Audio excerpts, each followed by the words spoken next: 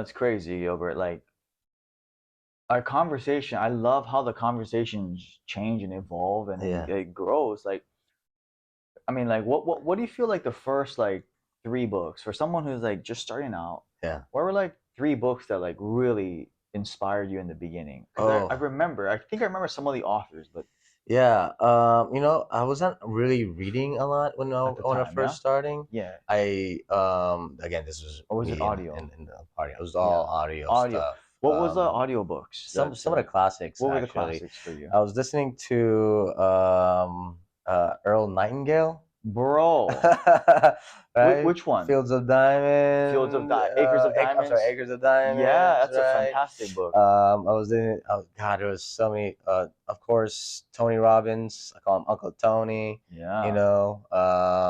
Zig Ziglar. Oh, Some of the that's old Grant schools. Cardone's mentor. Yeah, So yeah, yeah. yeah. And I take this because again, yeah, I've been so lucky to Yeah. have clients that I call them mentors because they kind of That's true. guide you. They're like, hey, I know what you're going through right now, all the anxiety stuff. Have faith, do this for me, Mm. or read this and listen to this for me, Mm. So I think as when I was first starting out, it was a whole lot of like take the leap Mm. and believe Mm. because entrepreneurship didn't have a safety net.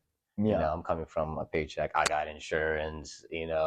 I'm cruising, right? I'm Mhm. good. I'm good. Mhm. I could stay right here all day. But I knew it wasn't me. Mhm. And when I decided to go into entrepreneurship, I was introduced to these people, Mhm. self-help books, and Mhm. motivational speakers, and it's like, huh. I thought this stuff was just for like, people that are just out The there, special few. yeah, Yeah, out yeah, there. yeah. But then it really resonates to me, when especially if you're in there, if you're actually in the process of making the leap or like, should I go and should I not go? Should I go? Should I not go? Yeah. By the way, for anybody like, who's thinking about making the leap, make the leap. Mm. Make the freaking leap. It's super worth it. Yes, you don't have the safety net, but life doesn't have any safety nets anyway. No Mhm. matter what, you're probably gonna die somehow. Yeah. You could be the most healthiest person in the world and end up with picking something else, Yeah. kind of deal. No, that's So true. I That's say true. take the leap, man. Yeah. There's really no. I have no regrets. I Mm. have no regrets. That's a good point because like a lot of the safe jobs, let's just say like people would tell me coming up like, oh, go to the hotels, Mhm. go to this or work at the county, but they're the first to get layoffs, Yeah. right? Government layoffs, federal gets cut. Mhm. Yeah, we're gonna lay off 40% of our workers. What? Mhm. Like, Yeah. I thought it was safe. Yeah. Hotel, same thing. We're gonna lay off half our team. Yeah. Yeah. It's Yeah. like, Ooh, whoa, imagine right, COVID. right, and especially if we don't have the mindset of like, oh yeah, I'm cruising, Yeah. then Yeah. we get wiped out Right. if Right. we're in Right. there Yeah. versus Yeah. like this Yeah. kind of We're yeah, always, yeah. So it doesn't always really going. matter what Yeah, happens. It's economically just economic, going. whatever. Right, just It keep doesn't going. matter. It's just always our Have you lifestyle. read one of the classics, 10x? Yeah. Yeah. That's Grant Cardone. That was like one of the classics. Yeah. That's Grant Cardone, right? Yeah. Yeah. Dude, you are a 10x guy, bro. You're like freaking gunning. You're going. You're posting all the time. You're freaking massive action. Like that's what I got from the book. I think, Massive action. yeah, I think Like, I still need to work on that massive action stuff, Yeah. And I know people, they're all, we're all our own worst critics. Yeah. It says a But lot. I just know You're that just I being could do humble. more. Yeah. But I just know I could do more. Yeah. Like I mean, look at And your you're here, bro. And accomplishments. you got your schedule going on, and you're like, boom, I'm here. And then going back to the gym, and then you're gonna do some systems, and so Yeah. you're on the massive action train, bro. Yeah, trying to get Yeah. there. Trying to get there. Yeah. Again, just trying to like Smile get and to your dial. level. Smile and dial, bro. Just freaking. I love Just that. gotta get to your level because I'm thinking Justin, I gotta get to Justin's level. I gotta get to Justin's dude, level. like, I gotta get to Justin's level, dude. I got God. no more time. I have no time. Dang. Yeah, but you know what really inspired me? I went when we went to New York and we saw Hamilton. Oh, You okay. see Hamilton? I haven't. That play? No. Okay. So I was like, I really identify with Hamilton here because he's always kind of just. He feels like he's always running out of time. He's very driven, but he's always just like gotta work. you know, and I'm just like, I feel like that right now. Like I have no time for anything, and I feel bad.